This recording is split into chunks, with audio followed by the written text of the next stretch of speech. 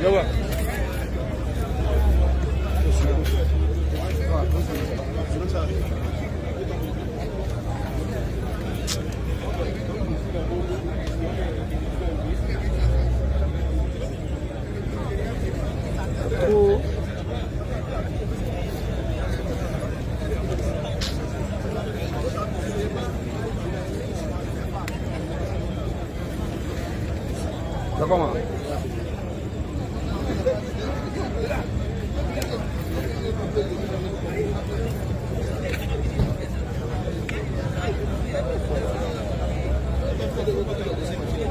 C'est penché. Ça va pencher. Faut bien voir. Regarde là-bas. Ça va pencher, c'est droit. Test.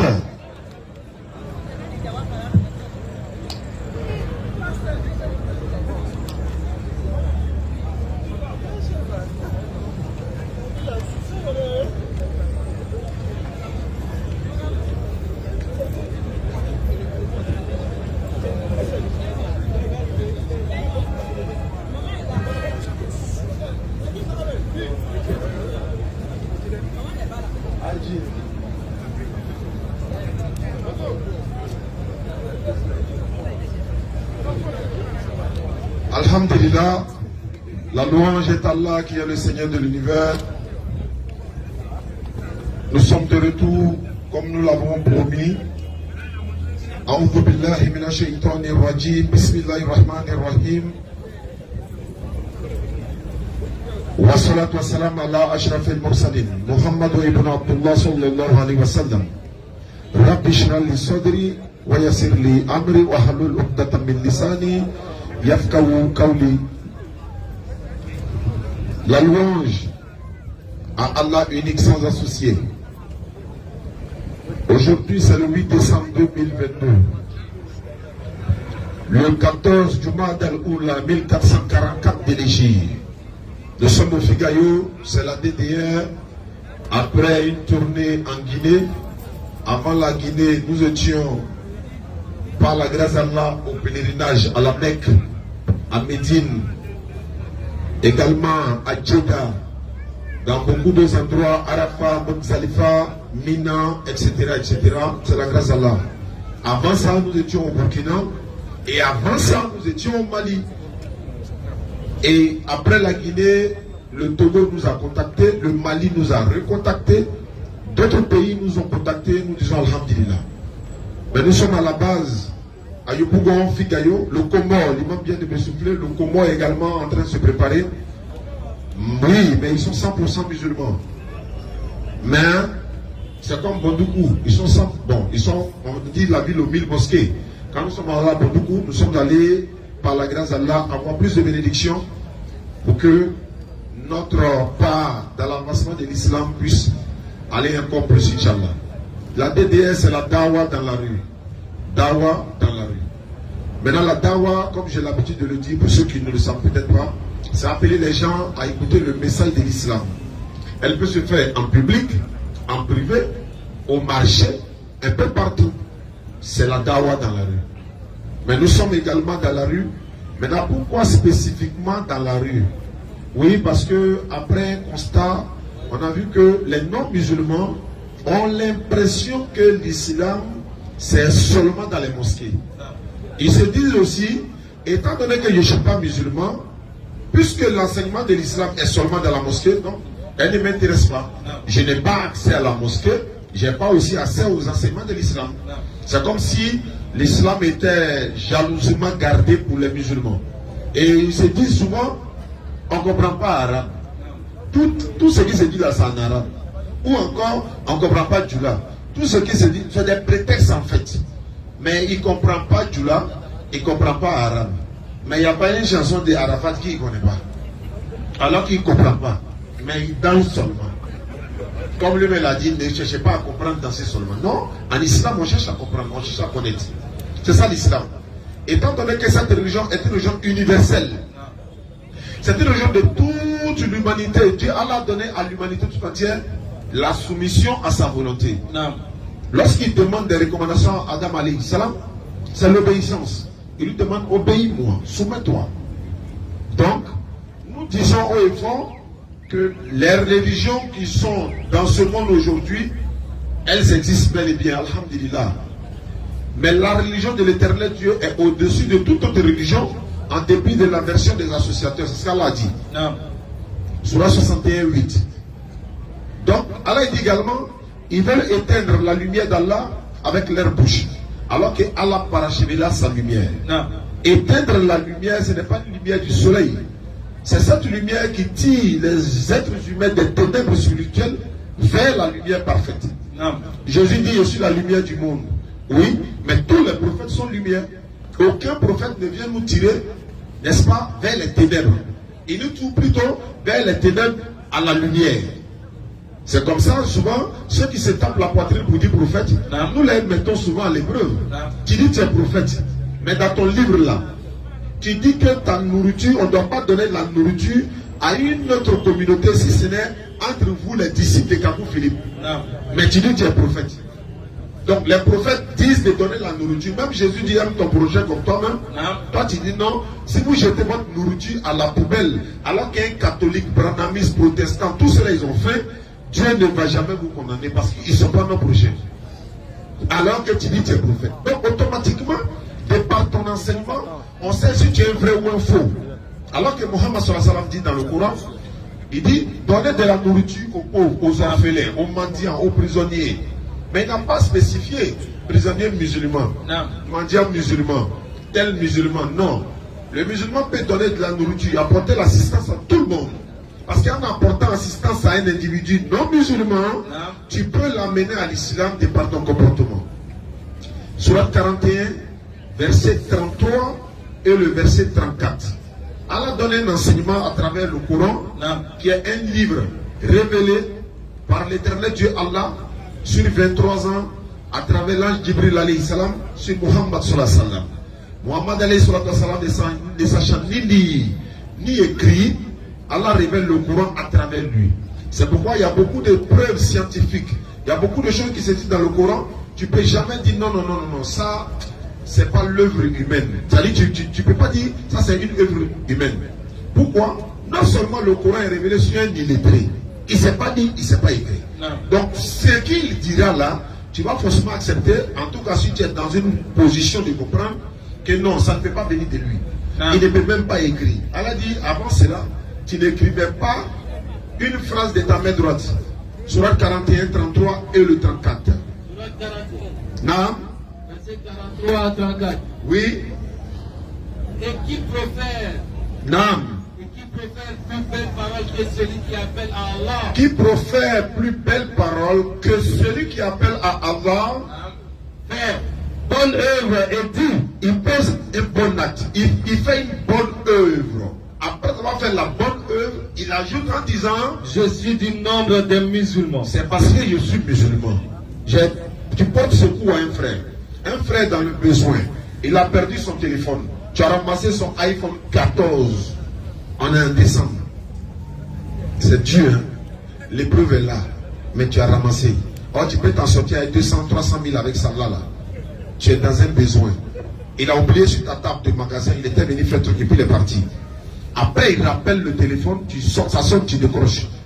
Excuse-moi frère, j'ai oublié mon téléphone. Je ne sais plus où. Oui, effectivement. Le matin, quand tu es venu faire achat dans tel magasin, le boutiquier n'a même pas vu, c'est moi j'ai vu, j'ai récupéré. Je suis à Yopougon dans tel endroit. Viens me trouver. Le monsieur vient, tu lui donnes, et il est étonné que tu lui as remis son téléphone. Allah te recommande une seule phrase. Dis-lui, je l'ai fait simplement parce que je suis musulman. C'est tout. La phrase là, ça peut le marquer. Imagine qu'ils ne sont pas un musulman. Je l'ai fait parce que je suis musulman. Et c'est ce que ma religion me demande. Certains n'auront pas la foi de le faire. Il y en a, ils ont gagné voilà, beaucoup d'argent comme ça. Mais ça ne va rien te servir. Mais en donnant au monsieur parce que je suis musulman, imagine qu'ils soient un non-musulman. Mais il va dire, mais pourquoi toi tu te comportes de la sorte alors que d'autres musulmans, un autre... Là, c'est ta dawa qui tu commences comme ça. C'est-à-dire, avec Didat Rahima, on l'a dit, on va chercher des clients. Quand il le disait dans sa conférence, qu'est-ce qu'il dit? Les clients, c'est quoi? Dans n'importe quel endroit où toi tu te trouves, dans n'importe quelle circonstance, essaie de parler de ta religion. Non. Essaie de prôner un message à travers un acte qui vient de se passer. C'est-à-dire que si tu as l'occasion, tu le fais. Non. Et si d'autres viendront te poser des questions là-dessus, mais en ce moment, il faut aussi être apte à répondre. C'est pourquoi quand on vient au Figayo, on ne vient seulement pas pour regarder le spectacle, ce qu'on ne constate pas vraiment, c'est vrai. Parce que beaucoup de nos frères musulmans arrivent aujourd'hui, wallahi, à s'en sortir avec les versets coraniques et les versets bibliques, ce qui est très important. C'est ça qui est important. Tu peux faire ta dawa toi-même sans pour autant appeler. C'est vrai, on peut appeler et te dire, bon, tel verset, je ne me rappelle pas, Inch'Allah, on donne. Mais la plupart des frères qui venaient taper la porte aujourd'hui, donne ta vie à Jésus là, je pense que de 80%, c'est venu au moins 30%. Quand on te voit, tu es musulman net, il se méfie d'abord avant de te dire, donne ta vie à Jésus. Et on dit Alhamdulillah. Et c'est ce que nous disons, le Figayo est comme une école à ciel ouvert, où on vient, on apprend de ce qu'on ne sait pas, pendant que nous on vient prêcher ici. Nous, quand on rentre à la base, nous on apprend, et puis on vient transmettre ici. Et quand nous on dit là, s'il vous plaît, allez-y vérifier. C'est vrai, hein? On ne finit jamais d'apprendre. Et on ne peut pas tout savoir. Tout ce qu'on va dire, allez-y, vous aussi vérifier. Et puis en même temps, vous pouvez demander à d'autres imams, hein, n'est-ce pas? Ils peuvent vous donner l'enseignement. Parce que c'est que nous on dit, tu aimes Ismaël Laka, tu aimes Moussa Zane, tu aimes la DDR. Donc comme il a dit là, toi tu ne vérifies plus, étant musulman. Non, va vérifier, frère. Il peut se tromper, ce sont des êtres humains. Qu'Allah donne la bonne compréhension, Amin. Je pense que le scanner va s'ouvrir en entendant Bismillah.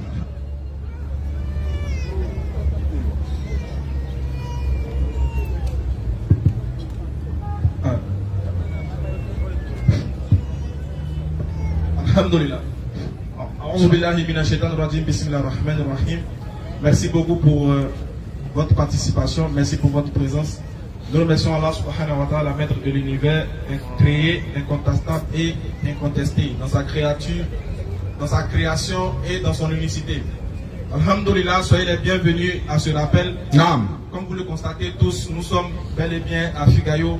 Et aujourd'hui, j'aimerais réagir sur quelque chose de très important. Naam. Et la chose qui nous réunit aujourd'hui, c'est Dieu. C'est à cause de Dieu que nous sommes tous ici.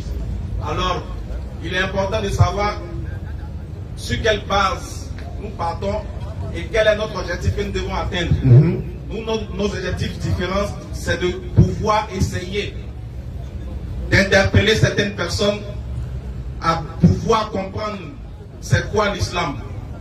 En réalité, aujourd'hui, on a constaté qu'il y a un nouveau, on va dire, un nouveau mouvement qui est né, qu'on appelle un peu le kémitisme.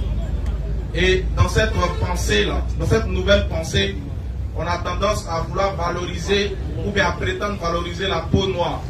Alhamdulillah, aujourd'hui j'aimerais essayer précisément d'éclaircir la lanterne de certaines personnes qui nous invitent à adorer nos ancêtres, qui nous invitent plutôt à revenir à nos cultures ancestrales et à notre pratique ancestrale, de savoir que l'islam a déjà répondu à cette problématique-là.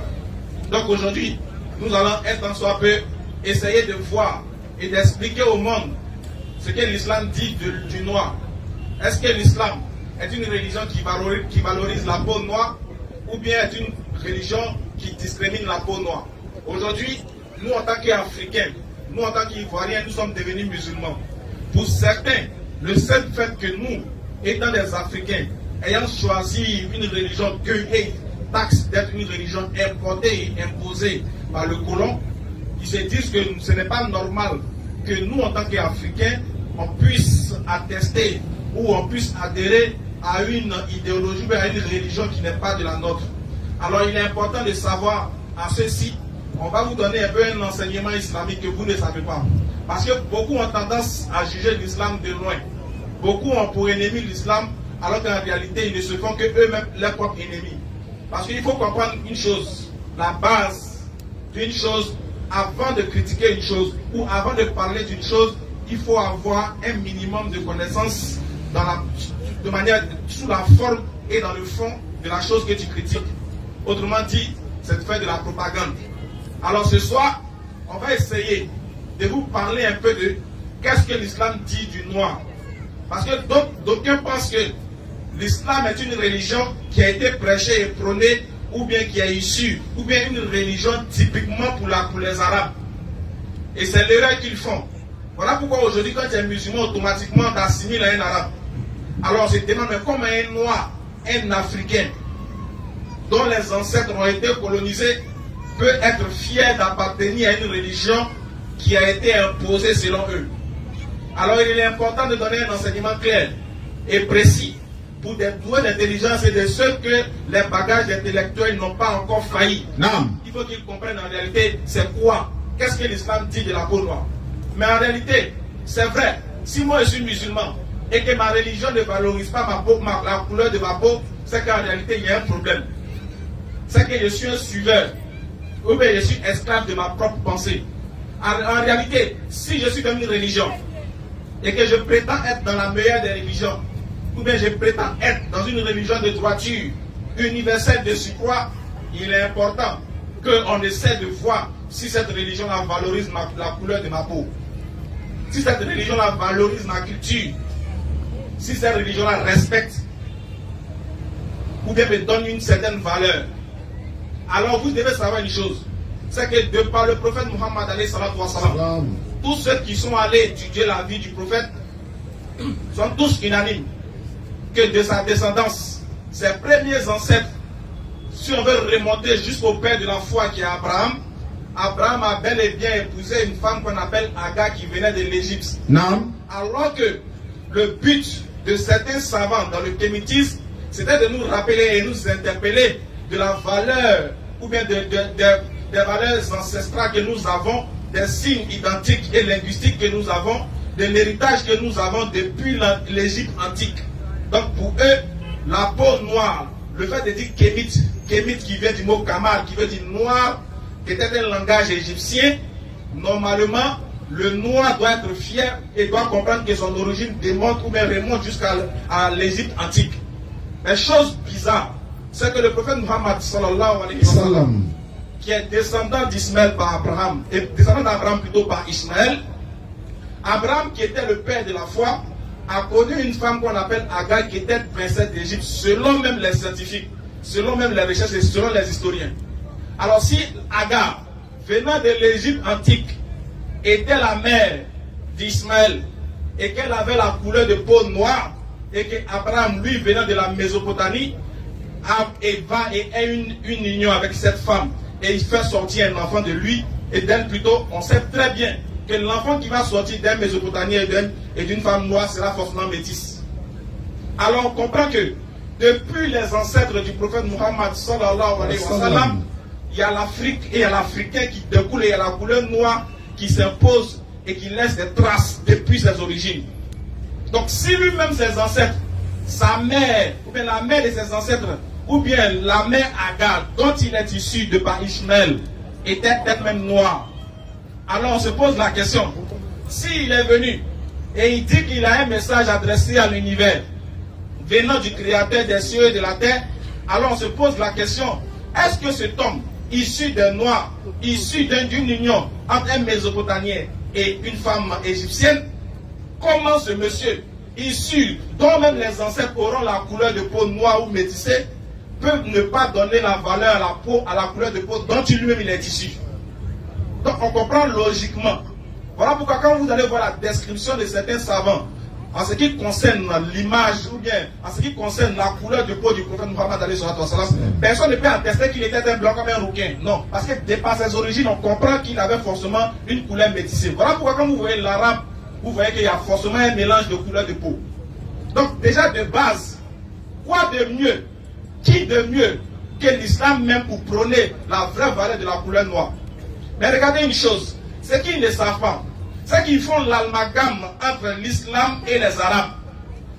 Parce que pour eux, être musulman, c'est être d'office arabe et de pratiquer les actions, les coutumes arabes. Non. L'islam nous demande d'attester de son unicité qui est le créateur des cieux et de la terre. Non. Et de marcher selon les prescriptions et les ordonnances du prophète Muhammad alayhi wa sallam qu'il a reçu de la part de Dieu. Donc, moi étant baoulé, ivoirien, africain et fier de l'être, ma religion ne m'empêche pas d'être africain et ma religion ne me retire pas le droit d'être africain et fier de l'être. Ma religion, qui est l'islam, ne me retire pas le droit de retourner et de donner valeur à mes cultures ancestrales. Sauf si ces coutumes, ou bien si ces cultures ancestrales-là, m'invitent à sortir du cadre de l'adoration unique d'un Dieu dépourvu de toute idée idolâtre et polythéiste. Voilà la différence. Alors il est important pour vous en tant qu'intellectuel de comprendre que moi, si on veut faire vraiment évoluer ce monde-là, si on veut faire évoluer vraiment la peau noire, si on veut donner vraiment la valeur aux noirs, si nous-mêmes les Africains, on doit se donner vraiment de la valeur, c'est d'abord respecter nos différents choix que nous avons faits de manière spirituelle et intellectuelle. Mais de base, ne venez pas nous imposer une manière de penser dont vous pensez être la vraie, la meilleure. Pourquoi? Parce que quand est-ce que, toi étant noir, si nous-mêmes étant des noirs, on arrive à mettre la discrimination entre nous, parce que moi je suis musulman, et que toi tu es bouddhiste, toi tu es chrétien ou kémite, et que tu ne me considères pas comme étant africain parce que je suis musulman, là il y a problème. Ce qui veut dire, si tu veux construire un Afrique fort, si tu veux donner la couleur, tu veux donner une valeur aux noirs, si tu construis un système qui doit faire évoluer ce monde, moi parce que je suis noir et que j'ai attesté de l'islam, tu vas m'écarter parce que tu ne considères pas ma vision des choses comme étant la bonne avec qui tu peux t'unir pour donner un Afrique fort. Il y a un problème. Voilà pourquoi j'ai dit, attention à ce que nous pensons, attention à ce que nous disons. Pour nous, le fait d'être musulman est un choix spirituel. On a choisi ça. C'est notre ligne spirituelle qu'on a choisie, c'est notre foi qu'on a décidé d'attester. Mais cela ne change rien à nos bagages intellectuels. Et cela ne change rien à ce qu'on peut apporter de meilleur à l'Afrique, ou bien à notre continent, ou encore moins à nos cultures, ou encore moins à notre société. C'est-à-dire, tu ne peux pas être un bon musulman, et puis autour de toi, il n'y a pas la stabilité, et que tu n'as pas de vision pour faire évoluer le monde. Donc, le problème de ces gens-là, c'est l'intolérance qui les incarne. C'est-à-dire pour eux, si tu n'as pas la même pensée que eux, c'est que tu n'es pas africain. C'est-à-dire pour eux, le fait que moi, qui ai mes issues depuis le Ghana, mes origines depuis le Ghana, alors que lorsqu'on regarde bien, si vous partez étudier Cheikh Anta Diop, vous allez voir que dans les livres qu'il a donnés, il y a un livre qu'on appelle l'Afrique noire précoloniale. Vous lisez la page 96, vous allez voir, il vous explique comment est-ce que l'islam est rentré, ou bien comment est-ce que lui, l'islam est rentré dans l'Afrique, on va dire dans l'Afrique de l'Ouest. Il vous explique un peu comment ça a été. Et on comprend en réalité il y a quelque chose qu'ils ne comprennent pas. Tu ne peux pas prétendre être vrai kémite, défendre les valeurs du noir, et puis taxer les musulmans d'être des aliénés. Alors que celui-là même que tu cites par exemple, celui-là même que tu prends par exemple, qui est Cheikh Anta Diop, était lui-même musulman. Est-ce que tu peux dire, au nom de ce que tu prônes, que Cheikh Anta Diop était un aliéné? Jamais. Il avait la vraie connaissance de ce que c'est que l'islam, et il savait faire la part des choses en donner, essayer de citer la valeur du noir depuis l'Égypte antique. Il y a une nuance. Voilà pourquoi nous disons, on va positionner un verset du Coran. En attendant ce verset, il y a un frère qui veut se convertir à l'islam, on lui demande de venir takbir, summa takbir. Alhamdulillah, rappelle également que la DDS sera en tournée, Inch'Allah, à partir du 2 janvier 2023, la tournée commence par souper. À l'avant, c'était pour Divo, mais ils ont reporté la date en mars. Or, le mois de mars va tomber sur Ramadan. Donc, mais avant Ramadan, je suppose qu'on sera à Divo, mais à partir du 2 janvier 2023 jusqu'au 9 janvier 2023, la DDS sera en tournée à Yabayo, Meadji, Soubré et Grand Satri. Donc nous serons une semaine à parcourir dans cette zone, comme l'année passée nous y étions. Ceux qui nous ont suivis, ils ont su ce qui s'est passé, Inch'Allah. Donc je salue toute la population de Yabayo, le président, également celle de Meadji, le président, Saint-Pouré Hassan qui contrôle tout ça, et également celle de Grand Satri. Nous arrivons par la grâce d'Allah du 2 janvier 2023 au 9 janvier 2023. Scanner. Bonsoir frère. Micro. Bonsoir. Bonne arrivée, ça va bien? Le frère me dit que tu veux te convertir à l'islam. Est-ce que quelqu'un t'a obligé ou bien qu'est-ce qui t'a motivé? Bon, c'est moi-même qui ai décidé. Alhamdulillah. Tu as des parents qui sont musulmans ou pas? Bon, mes parents sont mais ils sont chrétiens. Mais moi-même j'ai décidé d'être musulman. Mais si tu deviens musulman, il n'y a pas de problème au niveau de la famille? Non. Ok, alhamdulillah. Pour devenir musulman, on ne paye pas 5 francs à quelqu'un. On va reconnaître qu'il y a un seul Dieu. Ce Dieu-là s'appelle Allah, Muhammad sallallahu alayhi wa sallam. Il est son messager. Et en dehors de ça, tout ce qui viendront comme divinité, tout ça c'est haram. Donc tu vas lever l'index droit. Tu attrapes le micro avec la main gauche. Voilà, tu lèves l'index droit. Et tu vas répéter ce que j'ai dit en arabe et en français. Et ensuite on va te remettre un kit converti. Je répète et rappelle que nous sommes en rupture de stock de kits convertis. Voilà, il n'y a plus de Coran français, le voile, le tapis. Bon, il y a quelques tapis quand même, mais en même temps, il y a beaucoup d'autres choses. Comment faire la prière, voilà, il y a beaucoup de documents qui nous manquent actuellement. Donc, on y va. Tu répètes après moi, il faut dire Ashhadu an la ilaha illallah wa ashhadu anna Muhammadan abduhu wa rasuluhu. J'atteste avec ma langue. Je reconnais dans mon cœur. Il n'y a pas un autre Dieu sauf Allah. Et Mohamed est son messager. Jésus-Christ est son messager. Takbir. Merci beaucoup d'être venu. Tu habites à Yopougon? Ok, il n'y a pas de souci. On va te remettre le kit converti. Tu vas donner ton numéro à l'imam Traoré qui est là, qui est le chahid de converti. Il va te mettre dans le groupe et puis il va te donner plus de détails, Inch'Allah. Merci beaucoup. Merci. Alhamdulillah Rabbil Alamin. Merci au frère qui a attesté de l'unicité d'Allah. La preuve de ce que nous disons, c'est qu'en réalité, c'est à ça que nous vous invitons. Une religion universelle qui n'a pas une couleur de peau assez spécifique. Non, qui donne la valeur à tout le monde. Voilà pourquoi Allah dit dans le Coran que nous t'avons révélé une révélation, nous t'avons révélé une chose qui sera un signe, mais qui sera une guérison pour les cœurs. Et que ce message-là, le Coran, est destiné à l'univers. Alors on va lire la sourate 30 à partir du verset 22.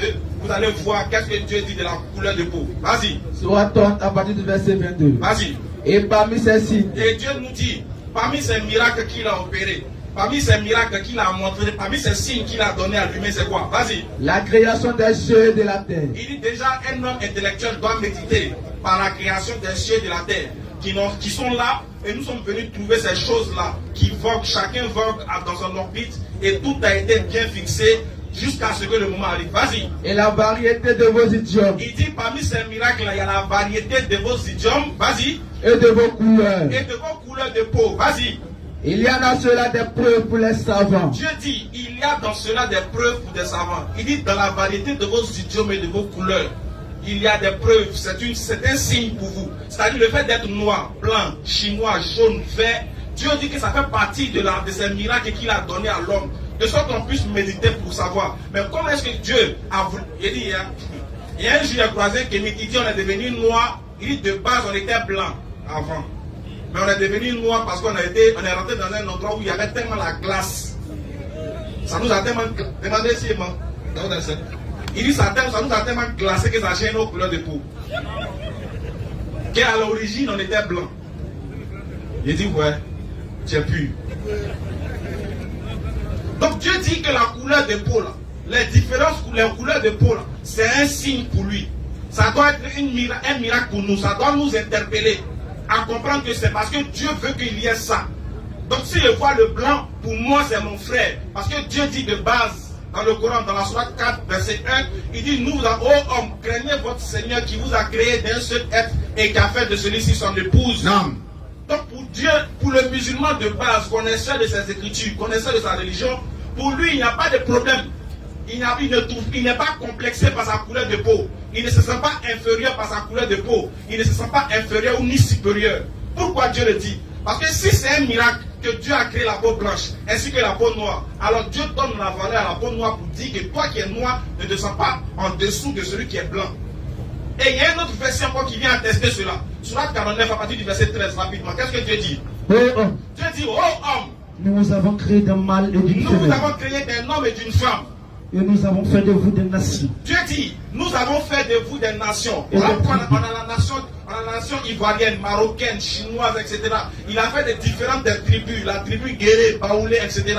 Il dit tout ce qu'il a fait là. Vas-y. Pour que vous vous entreconnaissiez. Ça fait qu'on puisse se connaître. Non, c'est pas pour que nous soyons des gens qui se disputent, ou même pour qu'il y ait des guerres, ou même pour qu'il y ait des combats ou des conflits. Non, Dieu dit cette tribu qu'il a mis là. C'est différentes manières de parler qu'il a mis. C'est cette technique qu'il a mis. Les différences de prononciation qu'il a mises là. C'est de sorte que nous puissions comprendre qu'en réalité nous sommes un. Nous venons d'un seul être qui est Adam et de celui-ci qui a fait son épouse qui est Ève. Vas-y. Le plus noble d'entre vous. Dieu dit le plus noble. Ça c'est Dieu qui parle. il considère que nous tous nous sommes égaux. Mais le plus noble, celui qui essaie qui a excellé au niveau de la connaissance ou au niveau de la foi, c'est qui? Auprès d'Allah Auprès d'Allah, est le plus pur. c'est celui qui est le plus pieux. Ce n'est pas celui qui est noir. Ce n'est pas l'arabe, ce n'est pas le chinois. Ce n'est pas le blanc, ce n'est pas le japonais. Pour Dieu, ce n'est pas celui qui a beaucoup d'argent. Pour Dieu, ce n'est pas celui qui est éloquent. Pour Dieu, ce n'est pas celui qui a la belle voiture. Non, pour Dieu, ce n'est pas celui qui arrive à faire des choses extraordinaires dans ce monde qui est meilleur. Non, mais c'est celui qui le craint, celui qui est pieux, qui donne la valeur à la créature, qui essaie de manifester la bonne chose que Dieu a ordonnée et qui essaie d'interdire ce que Dieu a interdit. Voilà le meilleur ici. Celui-là, même quand il est seul, il craint son Seigneur comme s'il le voyait. Voilà le meilleur. Donc pour nous, une religion qui me dit que je ne serai que meilleur, non pas par ma couleur de peau, non pas par ma manière de penser, mais dans ce qui est dans mon cœur, ma manière de voir, ma vision, ma connexion entre lui, qui est le créateur, et moi qui suis la créature. Quand je suis seul, qu'est-ce que je fais? Quand je suis en public, qu'est-ce que je fais? Est-ce que ce que je dis, c'est ce que je fais? Voilà ce qui fait de toi un meilleur. Quand moi j'arrive à surmonter les épreuves de ma vie, quand Dieu me les a inculquées, comment Dieu qui m'a favorisé cette vie-là, lorsque j'ai du bien, comment je le remercie, comment j'essaie de manifester ce qu'il m'a donné, comment j'essaie de rendre mon entourage assez stable et heureux. Est-ce que moi, à cause d'un système politique, j'ai la capacité d'ôter la vie à mon prochain? Si je considère mon prochain comme moi-même, est-ce qu'à cause de la politique, je peux lui ôter la vie? Voilà ce que Dieu considère comme le meilleur. Quand je suis énervé, j'ai la capacité de détruire mon adversaire. Est-ce que j'arrive à me retenir? Voilà le meilleur.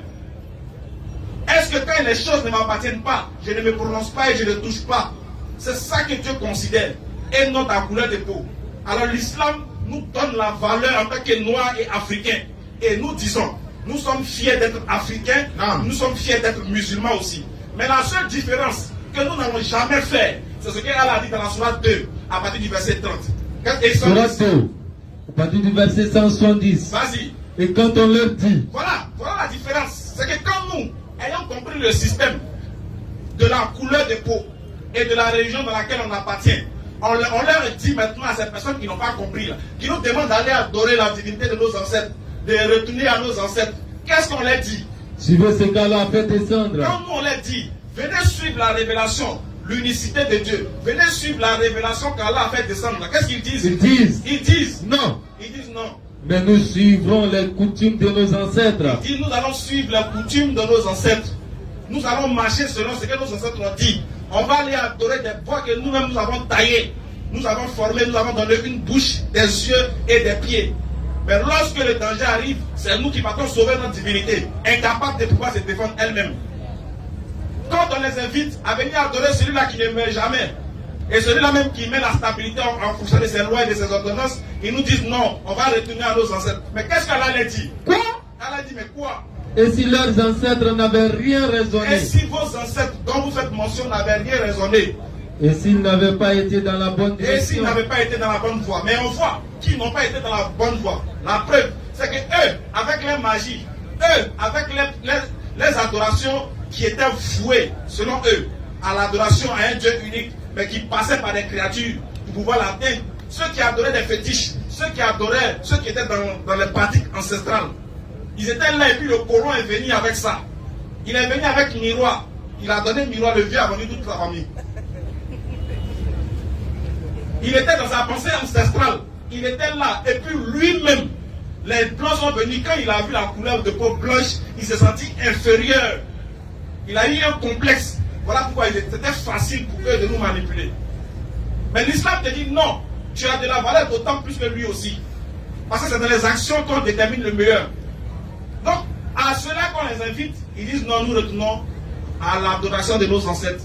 Dieu dit, et si toi-même tes ancêtres là, et si tes ancêtres ne savaient pas ce qu'ils faisaient avant? Non. Voilà pourquoi nous posons une dernière question à laquelle ils n'arrivent pas à répondre. Si nous on doit retourner à nos ancêtres, et que nos ancêtres retournaient aussi à leurs ancêtres, le premier de tes ancêtres, à lui, vous retournez avec qui? Parce que dans toute chose, il y a un premier.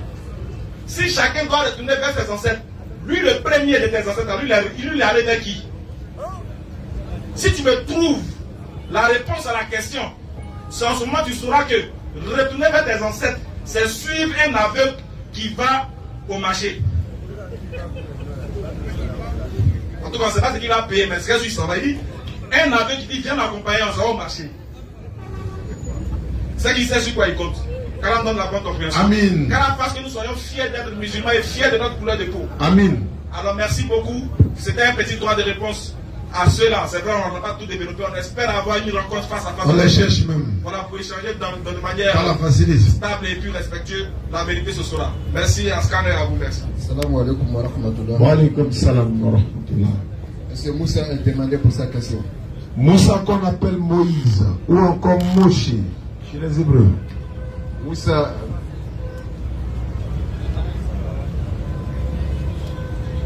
on rappelle, hein, c'est juste le rappel, jeudi prochain nous serons là encore, Inch'Allah, à partir du 5 janvier, non, 2 janvier, c'est là que nous partons en tournée, Inch'Allah, dans la Nawa.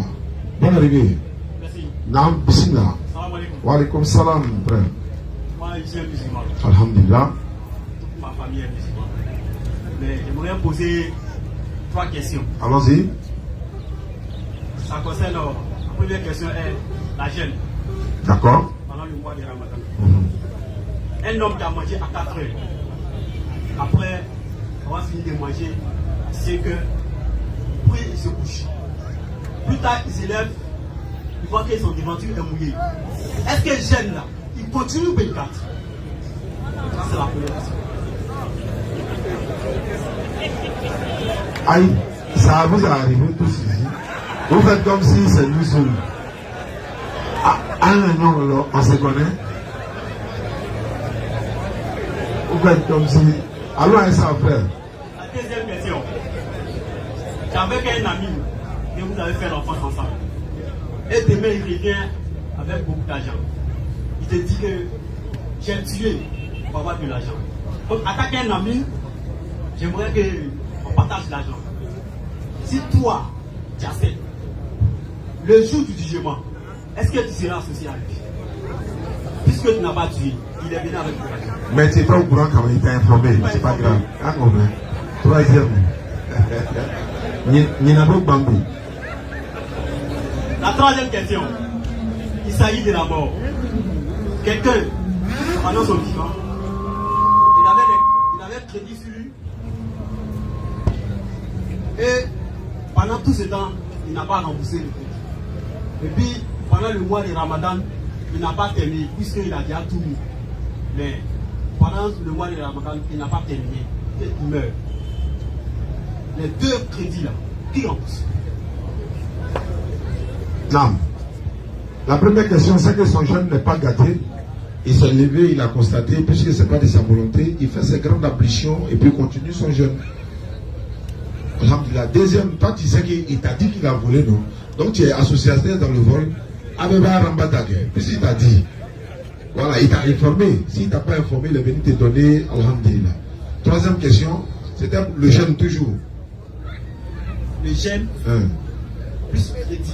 Crédit de jeûne ou bien l'argent crédit? Non, il y a l'argent crédit et puis il y a crédit de jeûne. C'est-à-dire, pendant le mois de Ramadan, il n'a pas terminé. Il n'a pas terminé le jeûne du mois. Du mois. Ok. Et il meurt.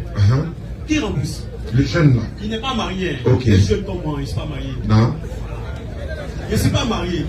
Qui rembourse? Le jeûne là. Le jeune là. Qui rembourse? D'accord. Ça, la personne ne rembourse puisque lui-même, il est mort laissé. Au lieu à la quoi. Moi, on fait dans ce contexte-là, lui. Et celui qui est marié? Celui qui est marié. C'est ce qu'il a dit. Est-ce que celui qui est marié là, avec son de la femme, non? Et il meurt pendant le mois de Ramadan. C'est ce que j'ai dit. C'est ce qu'il a, il est mort, son jeûne là. Où il s'est arrêté là. C'est là-bas sa vie est arrêtée. Il n'a pas interrompu son jeûne de lui-même. Alors, le kiti là. Maintenant, si quelqu'un, par exemple, il est malade, je prends un exemple du malade dans le mois du jeûne, n'a pas pu jeûner, il n'a pas payé le mois. Après le jeûne, il rembourse. La femme enceinte pendant la période de jeûne, elle n'a pas pu jeûner, elle n'a pas payé le mois. Après, elle rembourse. Ça, c'est pour les vivants qui remboursent, mais il est mort. On rembourse ça comment? Maintenant, si c'est crédit d'argent qu'il a sur lui et qu'il est mort, l'autre, avant même son enterrement, l'imam demande qui le doit ou bien il doit quelqu'un.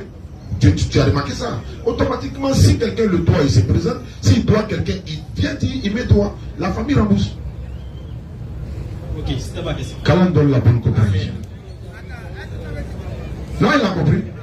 Ok, merci. Prochaine question. Monsieur Boabi a demandé.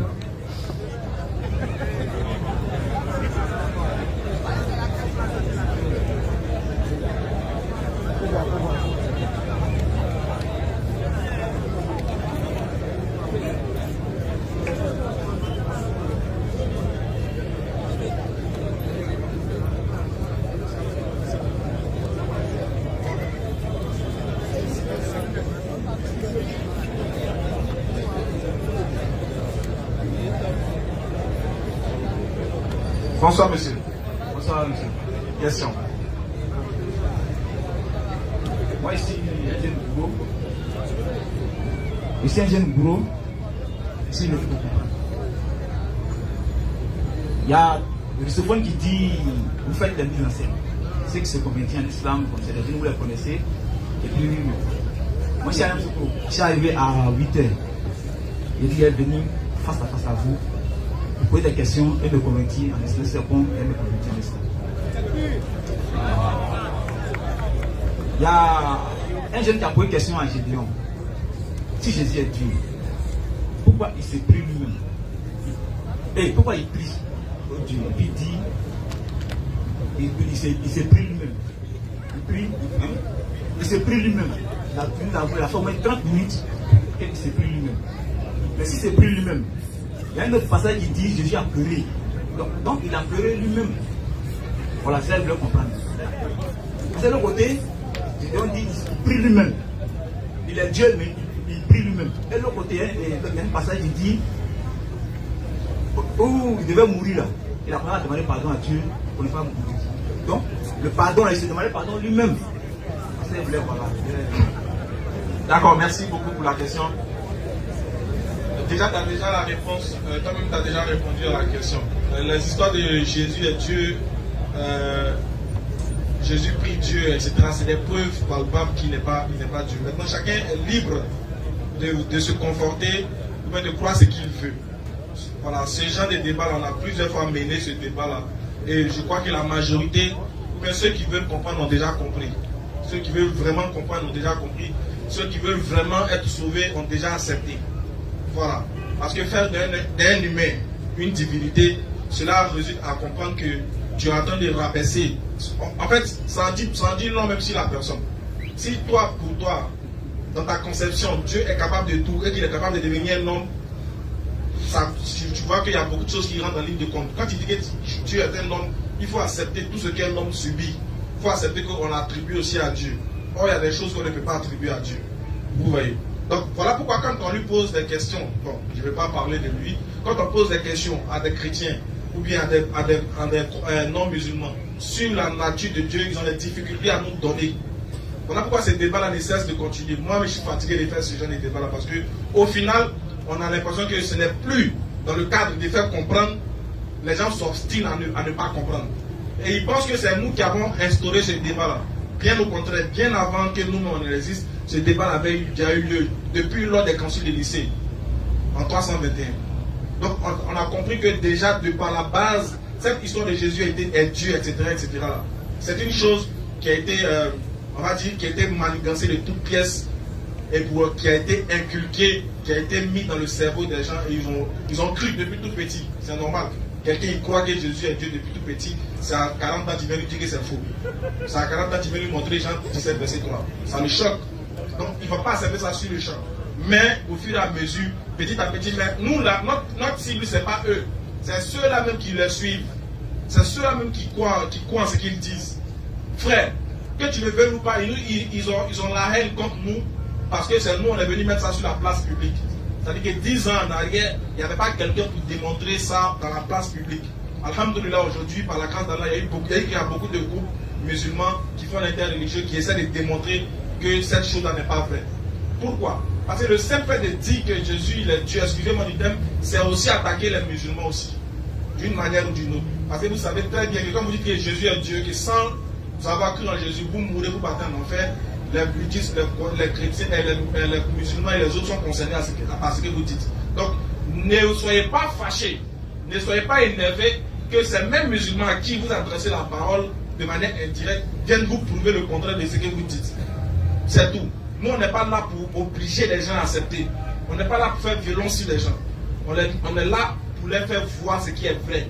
Ils ne sont pas obligés d'accepter. Mais aucun d'entre eux ne peut prouver le contraire sur le débat de Jésus et Dieu. Personne ne peut prouver le contraire. Personne ne peut nous montrer qu'il est une divinité. Parce que déjà, dire qu'il est Dieu sur une forme humaine, c'est catastrophique déjà. Et quand on essaie de creuser, il trouve que nous, on est des gens qui ne sont pas allés loin à l'école, on n'a pas le Saint-Esprit, on ne peut pas comprendre, etc. etc. Allah il dit, au jour de la résurrection, il va nous informer ce sur quoi on divergeait. Donc nous, on ne veut que transmettre ce message aux autres aux esprits faibles qui n'ont pas la capacité d'aller lire et vérifier, et puis on demande à Allah de les guider, quoi. Voilà un peu. Amin. Ma dernière question. Yannick, Ostaz. Je vous en prie.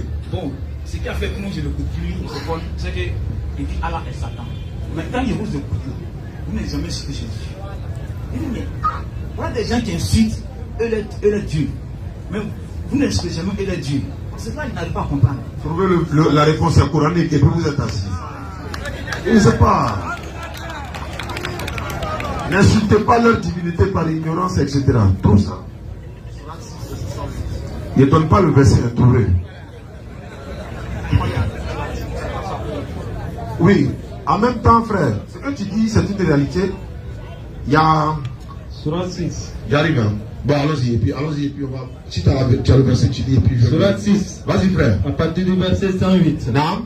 N'injuriez pas ceux qui invoquent en dehors d'Allah. N'injuriez pas ce qu'eux ils invoquent en dehors d'Allah. Car par agressivité, ils injurieraient Allah. Oui. Dans leur ignorance.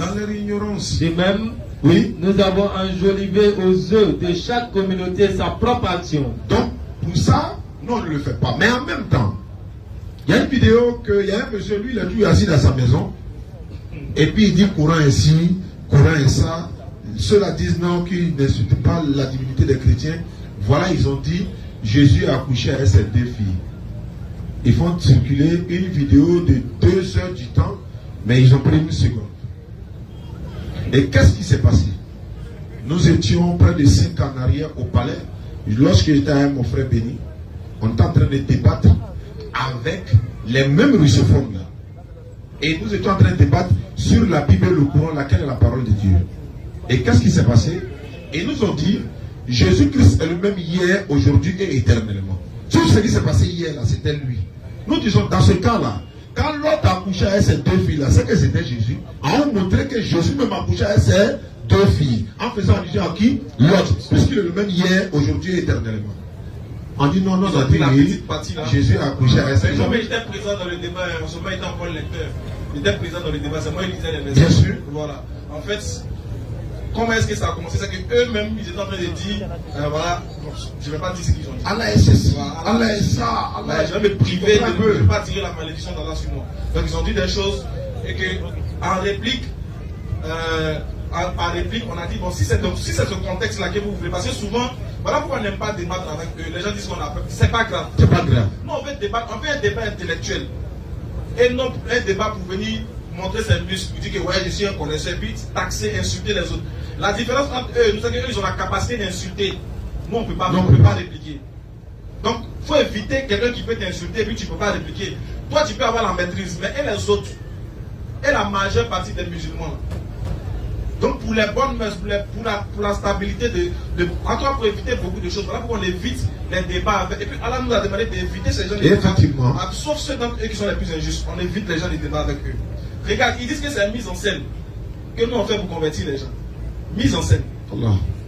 Bon, nous on a le temps, hein. C'est-à-dire que nous, on va aller. On va faire mise en scène pour aller à Paris, nous on fait mise en scène pour convertir. C'est que nous, on va contacter les gens, venez vous convertir. Hein. On fait comme si vous voulez vous convertir vraiment. Nous on a ce temps-là. Même les musulmans croyaient que c'était une mise en scène. À un moment donné, ils ont dit oui, respect à vous. On dit c'est pas à nous, vous devez dire respect à Allah. Donc pour vous là, Dieu est incapable de par 2 ignorants de convertir les gens. Zakir Naïk a fait près de 1000 convertis au Qatar en moins de 2 jours. C'est mise en scène. C'est mise en scène. Allah. Donc mon frère, pour te dire que nous on ne peut pas les insulter. Nous on ne peut pas dire, hé, si c'est Galgat, écoutez bien, si c'est un jus, si c'est attachement, et ça est dans la Bible, hein. Si c'est Gat là, nous on peut bien faire ça. C'est pas bon, hein. Et puis comme on fait là, ça a fait mal, très mal. Moi ma bouche est déjà gâtée. Ma bouche que tu vas se gâter, c'est ça. Là mec est en train de tirer ça un peu. Souvent ma bouche est gâtée il y a longtemps. Si on dit paix, il n'y a pas parlé. Vous allez apprécier ce qu'on lit dans la Bible. On peut bien descendre dans la boue. On peut bien descendre dans la boue. Mais ça va nous donner quoi? C'est pas notre éducation. Dieu nous a pas éduqués comme ça. C'est-à-dire que nous, c'est vrai qu'à la maison, au quartier, là, on est fort en garde-garde. Mais quand tu deviens musulman, Dieu dit j'ai envie de faire midi. C'est ça qui fait qu'ils pensent qu'ils sont forts. Sinon, si c'est garde-garde, ils ne peuvent pas faire 5 minutes de garde-garde derrière moi. ils ne peuvent pas. Parce qu'il y a un verset de la Bible. De toute façon, il y a un lit. Il n'y a pas interprété. De toute façon, il y a un lit le verset. Non, tu as pleuré. Si vous voulez faire expérience tout de suite. Non, pardon. Donc, ils disent, subhanallah, ils disent Allah c'est Satan. Regarde, ça c'est une Bible en arabe. C'est une Bible en arabe. Pour les catholiques et pour les coptes plutôt. Les chrétiens coptes. En Égypte, en Arabie Saoudite, il y a des chrétiens arabes. Et d'ailleurs, dans la Bible, dans l'Acte des Apôtres, quand ils ont reçu le Saint-Esprit, les disciples, là, ils ont parlé dans plusieurs langues. Parmi les langues citées, il y avait l'arabe dedans. Donc, c'est-à-dire qu'avant que même le prophète Mohammed sallallahu alayhi wa sallam vienne avec le nom Allah, déjà, les Arabes déjà appelaient Allah. Il faut regarder dans la Bible, là. Tu vois où il y a mis les traits rouges, là. C'est Allah qui est écrit. Donc, si Lucifer dit que Allah c'est Satan, il est en train de dire que le Dieu de sa vie est qui? Il est qui? Satan. Ça n'engage que lui. Il a dit une chose pour terminer. Il dit, il a montré l'une de nos vidéos au Gandhi, en projection. Il dit, regardez ce que Dieu est en train de dire. Jésus a dit, l'un de vous me livrera. C'est dans la version du second, c'est écrit effectivement. Il dit, s'il trouve un endroit dans la Bible où Jésus a dit, l'un de vous me trahira, non seulement je deviens musulman, mais je suis le plus maudit de la terre. C'est réciproque qu'il a dit. Il y a près de 3-4 Bibles ici, c'est écrit, l'un de vous me trahira. Lui, c'est maudit son Ça dit que lui, il est déjà maudit. Nous, on n'a pas maudit. Hein. Mais lui, il s'est maudit avant d'être maudit. Lui, il se maudit. S'il n'est pas montré, voilà, c'est que sur le Christ maudit. On montre. Alhamdulillah. Tu vois. Et puis quand tu regardes un tel personnage, l'incarnation même de l'insolence. Il dit que lui, il est imam. T'as vu? Quelqu'un, il dit, en ma qualité d'imam, vraiment, j'ai constaté d'imam Mokhtar, j'ai constaté que l'islam est faux. Chose bizarre, il fait croire. Ce qui me fait mal, moi, il se met particulièrement, en tant qu'humain, ce qui me fait mal, c'est qu'il fait croire aux gens que moi, j'ai peur de lui.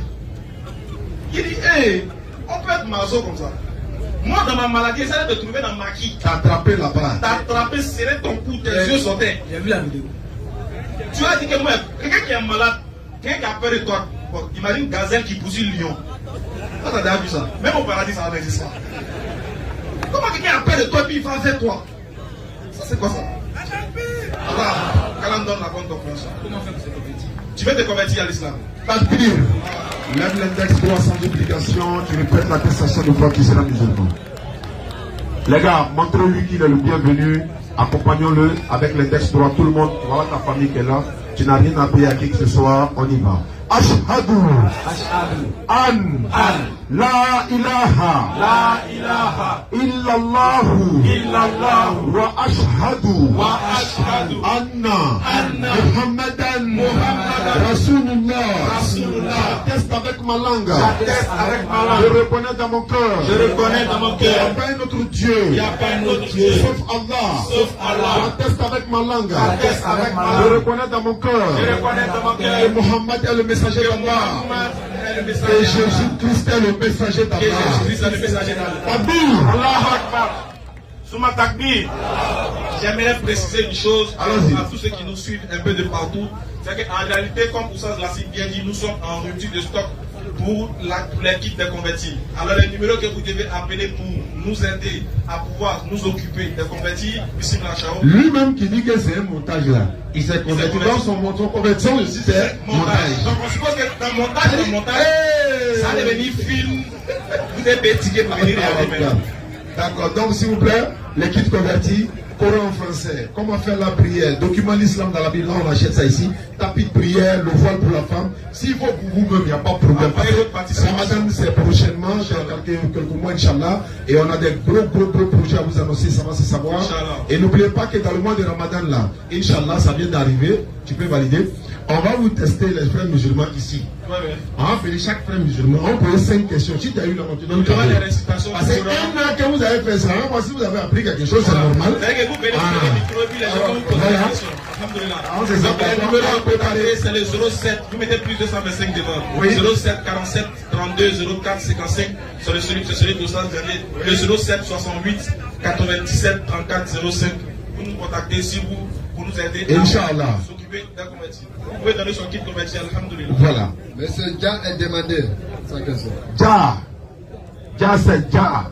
Alhamdoulilah, comme vous le constatez, tout est bien qui finit bien. Pour vous dire que la vérité n'a pas besoin n'a pas besoin de muscles, n'a pas besoin de jus, n'a pas besoin de vacarme. La vérité, là, ça vient de manière naturelle. C'est Allah qui guide qui il veut. Sans nous, après nous, les gens ne cesseront de se convertir à l'islam jusqu'à ce qu'Allah décide que ce combat finisse. Et c'est fini. Il n'y a pas un combat qui peut dominer celui de l'islam. Il n'y a pas une chose qui va faire que l'islam va disparaître. D'autres veulent que ça disparaisse, mais ça ne peut plus disparaître. On aime, on est franc, c'est dans nos cœurs. Ce n'est pas de notre faute.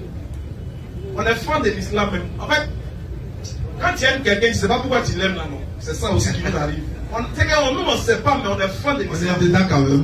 Il y a terrorisme, mais nous, on aime l'islam. Oui, c'est une religion, c'est pas grave. On est franc. On est amoureux, c'est pas de notre faute. Et puis, l'islam, il n'y a jamais gourmet, ce qui est bon en fait. Donne la banque. Et que le Maroc soit qualifié. Amen, amen, amen, amen. Et que les jaloux, que Dieu vous amène quelque part d'autre. Les touristes là, vous supportez Maroc ou bien vous ne supportez pas? C'est un peu après. Ils disent qu'ils ne considèrent pas les Maghrébins comme les Marocains. Pour eux, un Africain doit être noir. Regarde des choses comme ça. Donc pour eux, les Marocains, ce n'est pas les Africains. Vive le Maroc! Vive le Maroc! Créer les problèmes. Alors, ça peut être.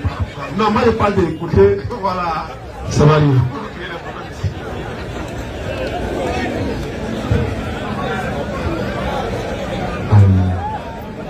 Ah, t'as vu, Adrien, on commence à sortir en haut là-bas pour nous vérifier. Bonsoir, mon frère. Bonsoir, monsieur. Quelle est votre question? Ok, moi je suis de passage, je sais déjà bonsoir. Avec une petite question en fait. Voilà. Bon, je suis chrétien. D'accord, alors je vous écoute pour votre question. J'ai pris Genèse au chapitre 22, le verset 2. Je lis le verset, il dit prends ton fils. Il s'agit d'Isaac, voilà. En fait, on sait qu'Abraham a eu 2 enfants. Un enfant avec sa servante, la servante de Saraï, voilà, qui n'est pas sa femme. Voilà. Selon toi? Agar n'est pas la femme d'Abraham. Selon toi. Ok. Il dit selon la Bible, c'est sa femme. Il faut dire selon toi. Selon toi, sinon selon la Bible, c'est sa femme. Ok, on va voir ça aussi. Maintenant, la question que je pose, c'est que pourquoi, étant donné que le grand frère d'Isaac qui est Ismaël est là présentement, et puis Dieu dit prends ton fils, ton eunuque. Pourtant le grand frère est là. Et dit, prends ton eunuque. Donc ça veut dire que Dieu, en quelque sorte, a ignoré ou bien n'a pas reconnu l'existence même d'Ismaël.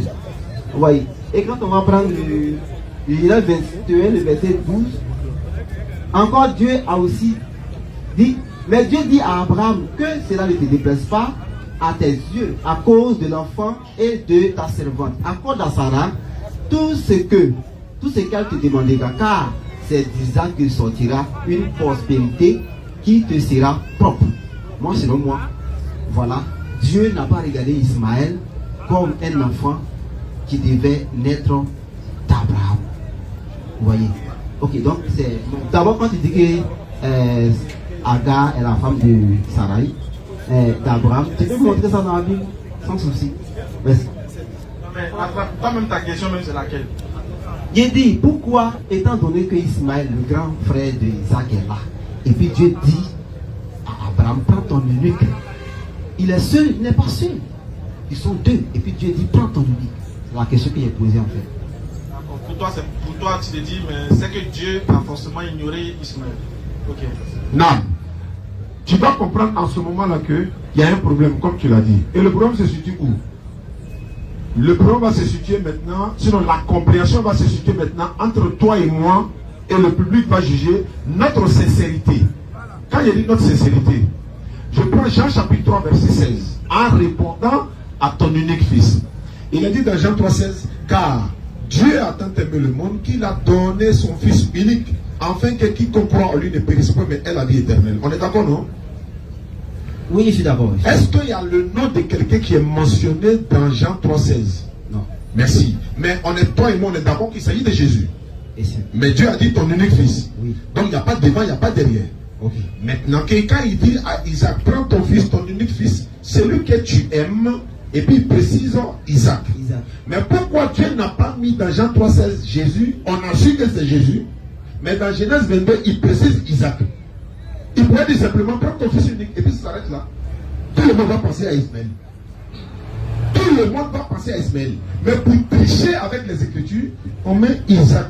Je répète. Est-ce que si toi tu as un enfant, et puis je te demande, frère, ton fils est là, et puis tu me dis, lequel? C'est que tu n'as pas un seul fils. Si elle te dit, est-ce que ton fils unique, Isaac, est là? Il y a un problème. J'ai besoin simplement de te demander, est-ce que ton fils est là? Tu dis oui, il est à la maison. Je ne dis pas son nom, tu sais de qui je parle. Mais pourquoi on précise Isaac et puis on dit celui que tu aimes? Est-ce que quelque part il est écrit quelque part qu'Abraham n'aimait pas Ismaël? Non. Est-ce que c'est écrit quelque part dans la Bible que Dieu n'aimait pas Ismaël? Non. Est-ce que c'est écrit quelque part dans la Bible que Agar, n'est-ce pas, Abraham a commis l'adultère avec Agar? Non. Celui que tu aimes, Isaac. Alors que c'est Ismaël qui est le premier fils. C'est pour te dire, ils veulent écarter Muhammad sallallahu alayhi wa sallam de la course à l'apostolat. C'est-à-dire que Dieu a dit, hein, c'est d'Abraham que Dieu va bénir toute la terre. Donc nous disons c'est Muhammad sallallahu alayhi wa sallam. Donc ici là, les chrétiens ont triché avec les Écritures. La preuve est là. Tu sais, mais bien sûr, je vais te le démontrer. Genèse chapitre 15. 21, 15. Genèse 21 à partir du verset 15. Vas-y, Paul. Quand le bonite fut épuisé, Oui. elle laissa l'enfant sur un des arbrisseaux. Ça, c'est Abraham qui a pris son fils Ismaël pour aller le mettre dans le désert. Avant d'avancer, c'est qu'il a eu Ismaël, n'est-ce pas, à l'âge de 86 ans, et il a eu Isaac à l'âge de 100 ans. Il y a 14 ans entre les deux enfants. Donc, quand Dieu dit à Abraham, prends ton fils, ton unique fils là, même si Ismaël est dans le désert des parents là, c'est son enfant. Fils unique ne peut jamais être attribué au deuxième enfant. Fils unique ne peut jamais être attribué au deuxième enfant. Déjà, ça ne peut jamais être attribué à un homme qui a deux enfants.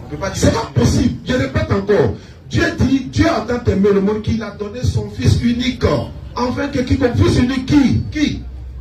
Il n'y a pas son nom, mais qui? Tu es d'accord que c'est Jésus? Mais s'ils ont dit Jésus.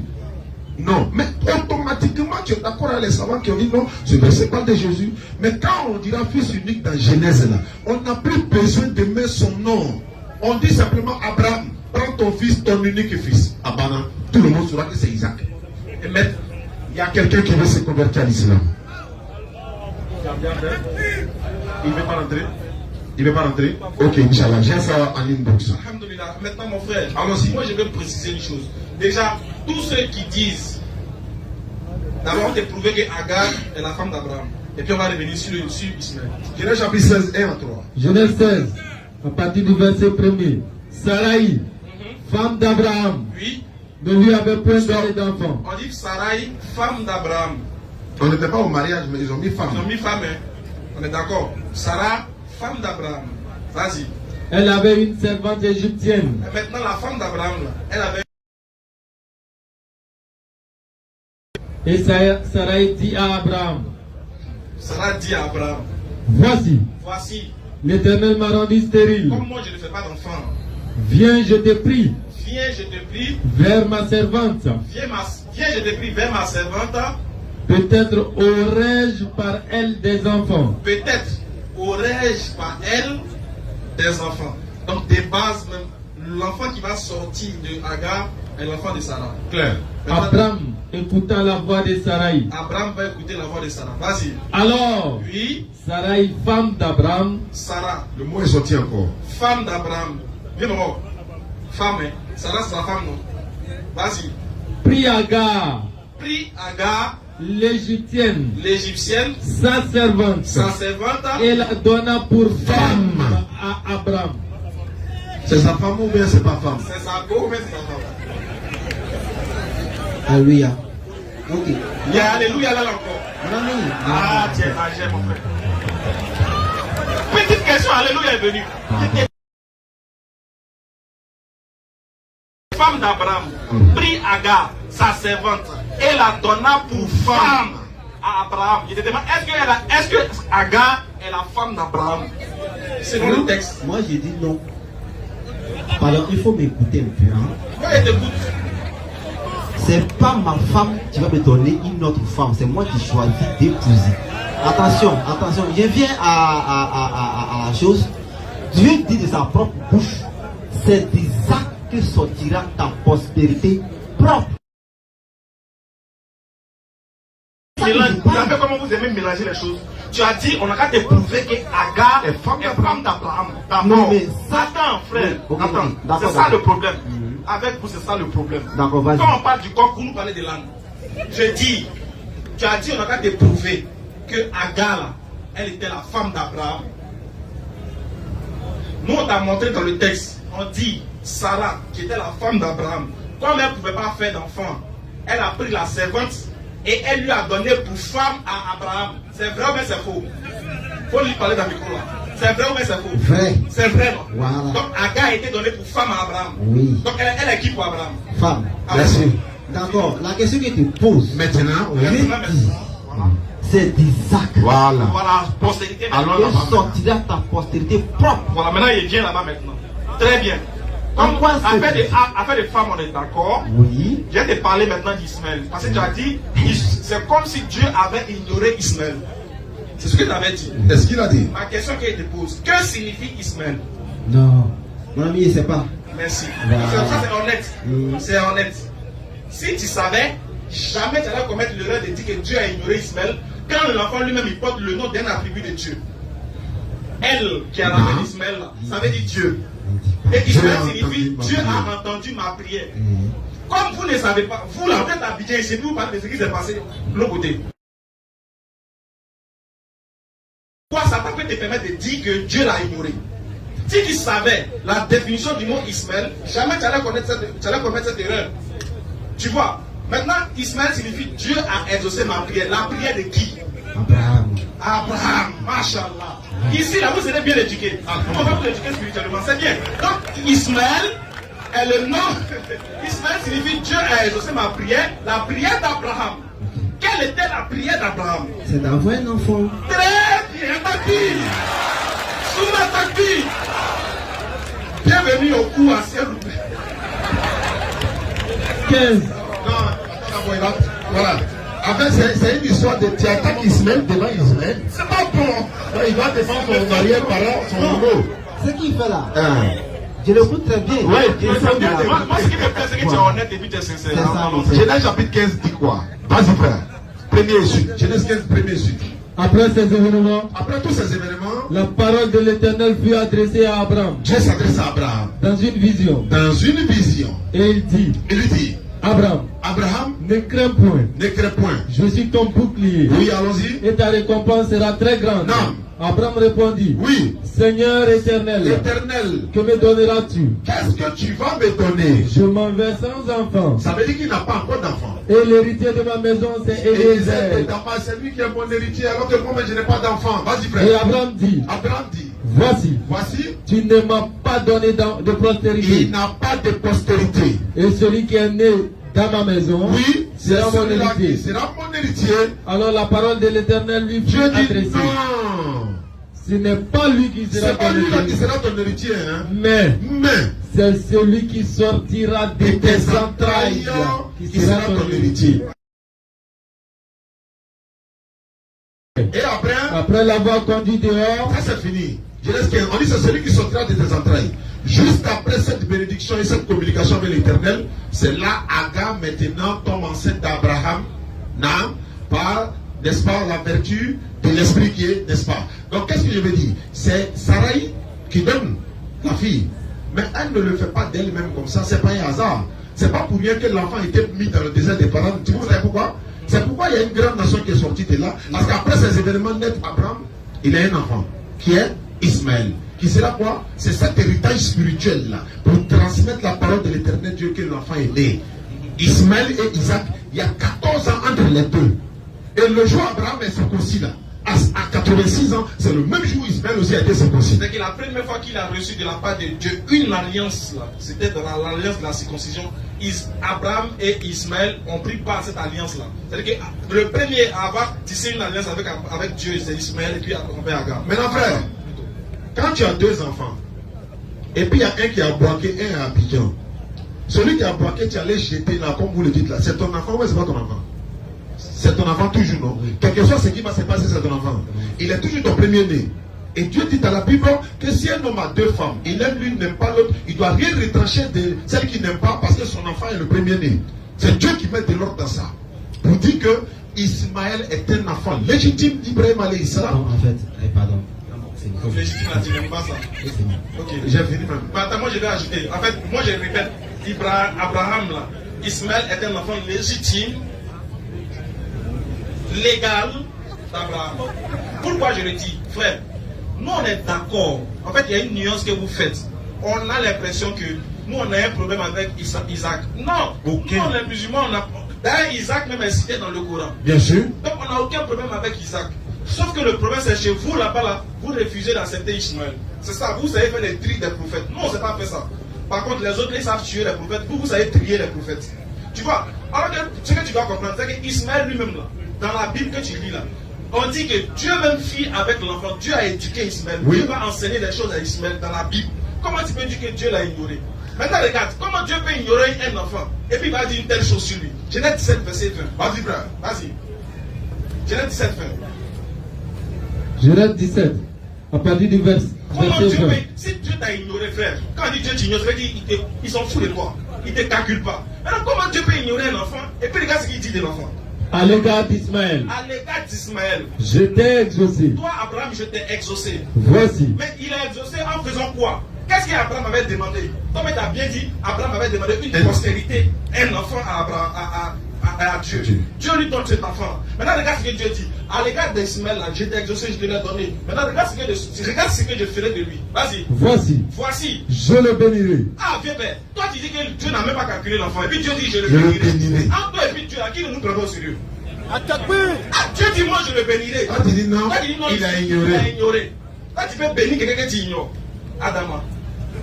Toi-même, pour voir. Continue. Je le rendrai fécond. Je le rendrai fécond. Et je le multiplierai à l'infini. L'enfant à l'infini alors que Dieu l'ignore. Comment? Vas-y. Il engendrera 12 princes. Dieu précise. C'est que Dieu est en train de travailler même dans la vie de l'enfant. Il dit il engendrera 12 princes. Précision de taille. Pourquoi Dieu dit 12 princes? Qu'est-ce que signifie le chiffre 12 dans la Bible? Spirituellement, qu'est-ce que signifie 12? Tu ne connais pas, il faut venir à l'école pour t'enseigner. Vas-y frère. Et je ferai de lui une grande nation. Et je ferai de lui, l'enfant que le monsieur a dit que j'ai ignoré là. Je ferai de lui une grande nation. Alors, point. Comme chez vous, ignorer veut dire béni là. Je veux savoir, comment Dieu peut ignorer un enfant? Et il dit qu'il fera de lui une grande nation. Cette grande, si le Dieu qui a parlé là, il ne se trompe pas. Ce qu'il dit, ça s'accomplit. Quand est-ce que cette bénédiction, mais cette promesse de Dieu a été réalisée? En qui et par qui et à quel moment ça a été réalisé? Est-ce que tu peux répondre à ça? Là, ce que Dieu dit, il y a toujours accomplissement. Voilà. Donc, Dieu ne peut pas dire une parole comme ça, ça va s'accomplir. Donc, ça s'accomplit quand? Et en voilà. qui? Ce qu'il dit sur Ismaël, ça s'accomplit sur Ismaël. Oui, je sais. Il a dit sur Ismaël, il dit qu'il va faire d'Ismaël une grande nation. Oui. Ça doit s'accomplir donc? Oui. Ça s'accomplit en qui et quand est-ce que la nation d'Ismaël est devenue une grande nation? Bon, ça, ce sont les histoires, ils ne maîtrisent pas. Là où il veut qu'on aille, là où il veut qu'on aille là, il faut savoir que Dieu a promis un enfant à Abraham. Oui. Il a promis un enfant à Abraham. Il n'a pas dit à Abraham, il faut prier. C'est comme la promesse se tardait à être accomplie. Elle a été impatient. D'accord. Il dit, ah mais Seigneur, tu m'as promis un enfant. Depuis je n'ai pas d'enfant, je m'en vais sans enfant. C'est son impatience qui a fait que les deux ont été impatients. C'est pourquoi Sarai a dit à sa servante, va vers mon mari et fais un enfant. C'est vrai, Dieu a promis, mais nous on va pas donner. Donc la prière est différente de la promesse. Dieu promet. Mais dans ce cas-là, il s'en va parce qu'il est impatient. D'accord. Il s'en va parce qu'il est impatient. C'est pas grave. Il est impatient. Il n'est pas l'enfant promis. Non, attends. C'est ce qu'on veut t'écouter comprendre. Moi, je suis pas en train de parler de promis. Mais c'est ça. Écoute, c'est toi qui... Il dit c'est ta prospérité propre. Dès qu'il sortira, ta prospérité propre. Frère, c'est chez vous là-bas là, non? C'est ça mon frère. C'est chez vous, il y a l'enfant promis. Chez moi là. Bon, si tu veux. Écoute, vous avez dit promis, il n'y a pas de souci. C'est que moi, je demande là. Est-ce que Dieu là, quand Abraham lui fait une promesse de lui donner une descendance là, est-ce que c'est seulement qu'un enfant Abraham veut? Abraham veut 10 enfants, même si Dieu peut lui donner. C'est pas le problème. Tu dis il a été impatient. Il dit ok, c'est pas grave. Quel a été impatient? Quel était le résultat de son impatience? Il a eu un enfant. Alors, lui il voulait quoi? Enfant. Alors, mais est-ce que c'est cet enfant-là que Dieu l'a promis? Est-ce que c'est faux bien? Est-ce que il voulait un enfant? Dieu lui a donné un enfant, c'est un faux enfant. Non, il fait là. C'est pas faux enfant, c'est un enfant, non? On est d'accord. C'est quand il voulait, il était impatient, et ça allait, Dieu m'a donné ça. Il voulait un enfant. C'est chez vous là. Mais là, tu peux dire non, ça là, c'est pas un enfant original, ça là, c'est photocopie. Ça, c'est chez vous là-bas. Mais pour Abraham, c'est un enfant, il voulait, il a eu un enfant. L'enfant Ismaël, est-il un enfant béni ou bien un enfant mal? La bénédiction là, il y a deux gens. J'ai pas dit Ismaël. On peut être béni physiquement. Chez les chrétiens là, Ismaël est béni ou bien il est maudit? Ismaël, il dit il y a deux types de bénédictions. Mais quand Laissez-le parler, s'il vous plaît. Vas-y. non mais soyons honnêtes. Oui, vas-y, parle. Vas-y. Il y a deux sens. Il y a la bénédiction spirituelle et il y a la bénédiction matérielle. Ismaël prend quoi dans ça? Voilà. Il est béni matériellement, il peut être riche, il aura 12 nations, mais il n'est pas de la postérité d'Abraham. C'est ça la Bible. D'abord, il n'est pas béni spirituellement. Voilà. Il veut savoir, les enfants de Jacob là, ils sont bénis ou bien ils ne sont pas bénis? L'ancêtre de Jésus. Hein. Les ancêtres de Jésus. Bon, tu me poses une question. Dans Genèse 30, Jacob a eu des enfants avec ses deux servantes. Comme Abraham a eu un enfant avec sa servante, la servante de Sarah. Comme tu dis, l'enfant de Sarah n'est pas béni. Ok, comme là-bas, il y a Mohamed. Il n'y a pas de problème, il n'y a pas de spirituellement, c'est pas matériel, spirituellement. Jacob a eu deux enfants avec Bila et Zilpa, les servantes de Léa et Rachel. Les deux enfants qui sont sortis de ces servantes comme Agar. Est-ce que côté Jacob là, eux ils sont bénis ou bien ils sont maudits? Là-bas il y a Jésus, il t'écoute. La question que tu me poses là, je prends ce qui est sorti de la bouche de Dieu. De Allah feront vous. Moi il dit, voilà, donc Dieu a parlé. Dieu a dit je te bénirai spirituellement. Dieu a dit. Est-ce qu'il a dit spirituellement? Mon ami. Voilà, c'est pourquoi il a dit, je te bénirai et tu auras des 12 prêts. Et je ferai de toi une grande nation et autres. Une grande nation, c'est spirituel, mais c'est Chanel. C'est Chanel. Chanel seulement. Oui. C'est-à-dire que, attends, si la grande nation est Chanel, alors que tu dis bien, tu ne sais pas quand est-ce que et comment ça s'est réalisé. C'est que toi tu dis Chanel, alors qu'il t'a demandé, tu dis tu ne sais pas. On appelle ça comment? Quelqu'un qui ne sait pas mais qui se prononce sur quelque chose. Non. On va faire ça. C'est ça. On peut parler de ça. Toi tu sais que c'est ça. C'est ça. Pas mon problème. Toi tu ne sais pas, non. Donc on était. Voilà. Il ne faut pas dire que c'est spirit. Parce que tu ne vas pas juger une chose que tu ne connais pas. Vous refusez que côté Jacob soit une malédiction, mais côté ici, c'est là, vous acceptez. Mais c'est pas grave. Faut poser une autre question là, avancer. Il y a des personnes encore. Merci Sam, bonsoir. Ok. Donc on se retrouve jeudi prochain. Merci beaucoup. Par la grâce d'Allah. Alors j'espère que tu n'as pas pris Jésus. Non, il y a longtemps elle est quittée dans ça. Il y a longtemps elle est quittée dedans, non? Tu es trop venu ici. Tu es trop venu ici pour adorer Jésus encore. Tu adores Jésus encore. Monsieur Abraham est demandé. Il revient bientôt, non? Et puis c'est pas ton problème. D'accord, merci beaucoup à toi. SO, ça prête.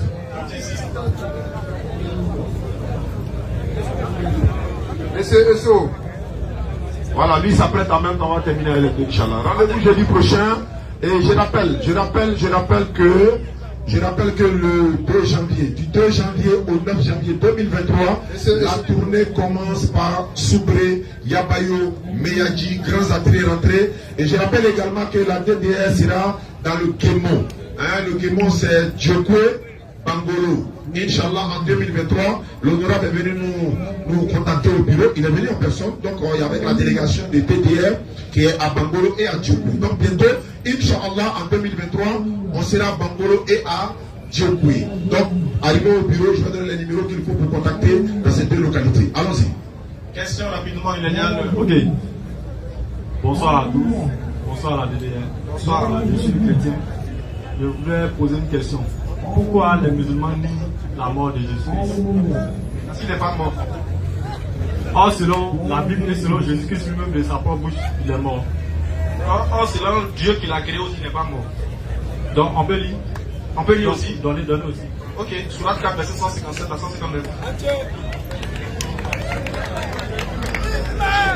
Tu lis à 159 là, mais comme on est plus voilà.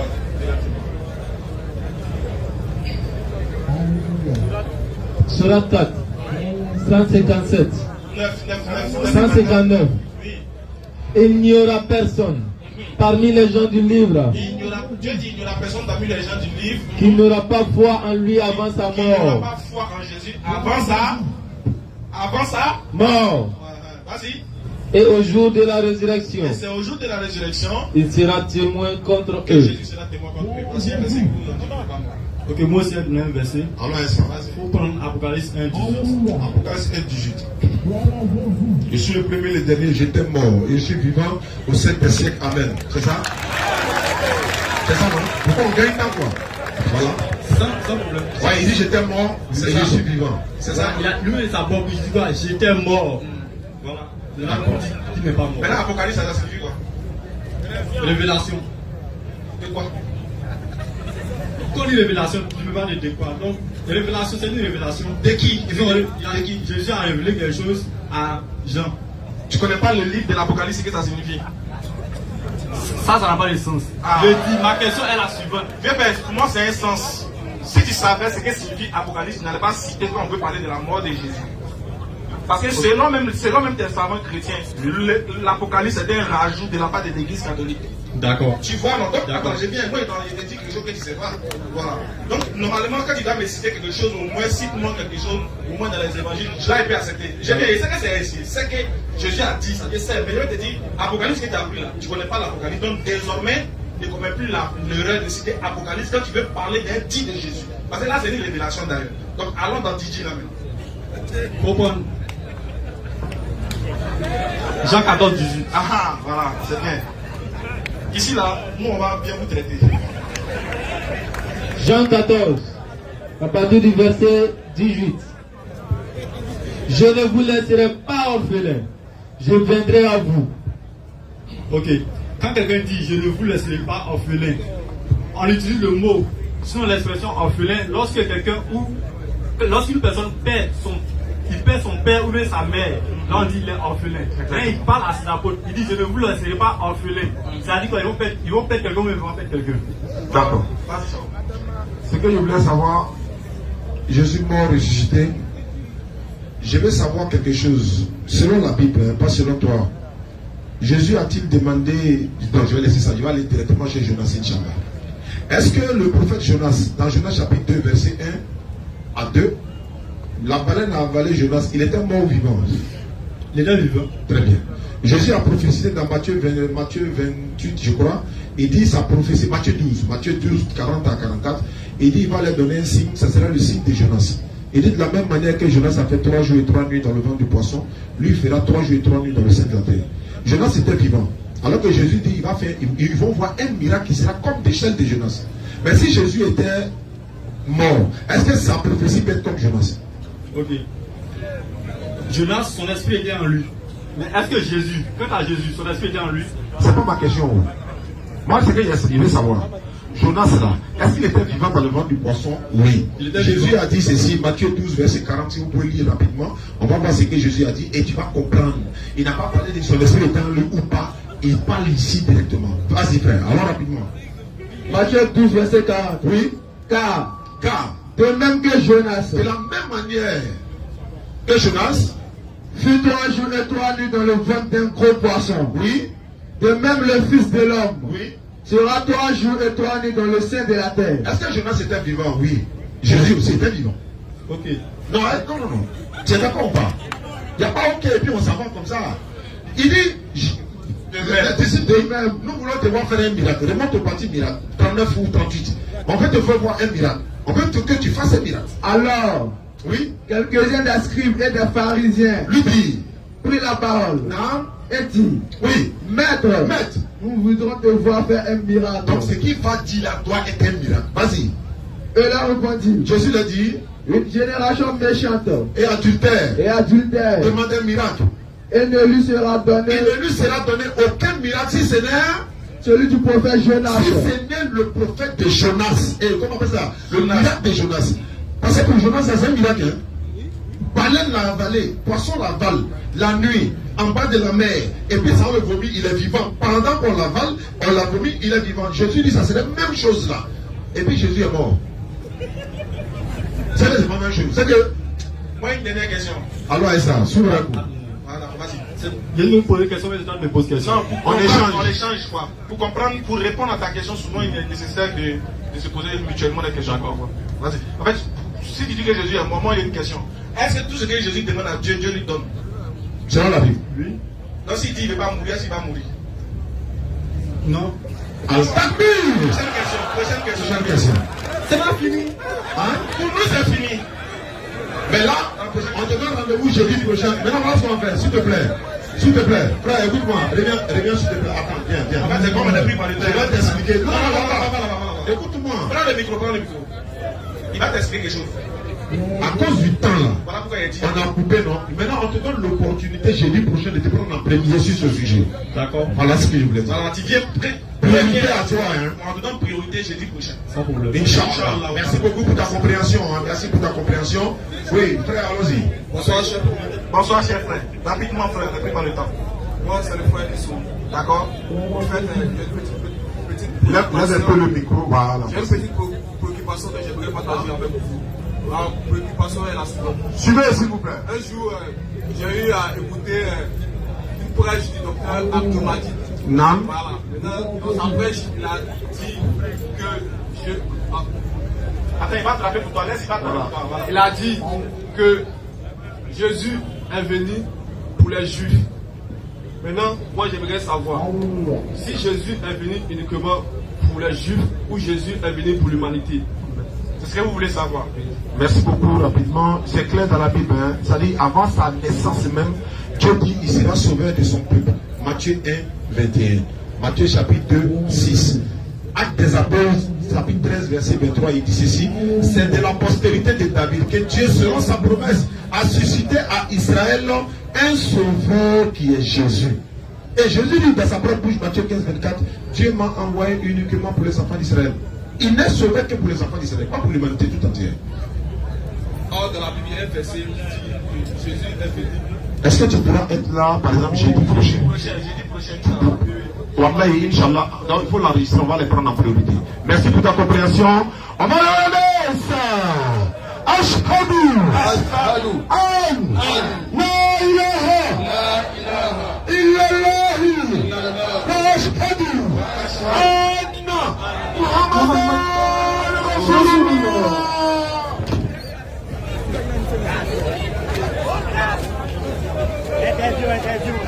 Interview. Par interview. Oh Noudine, viens. Ça va comment vous il y en a qui veulent poser des questions. Interview, demande interview. Voilà, vas-y. Assalamu alaikum. Wa alaikum salam. Alors, nous remercions également la DDR pour tout ce que la DDR fait. Oui. Nous remercions également la DDR parce que actuellement, nous, en tant que jeunes musulmans, grâce à la DDR, nous avons pris conscience. Avant, nous étions là, par exemple, les gens venaient nous donner notre vie à Jésus. Mais actuellement, grâce à la DDR, quand les gens viennent nous dire donnez votre vie à Jésus, on sait également ce qui se passe. Merci. Donc nous disons également merci à la DDR parce que grâce à la DDR aujourd'hui, la jeunesse ivoirienne a compris assez de choses. Merci beaucoup. Donc nous disons également merci à la DDR. Qu'Allah vous fasse nous dire. Merci beaucoup.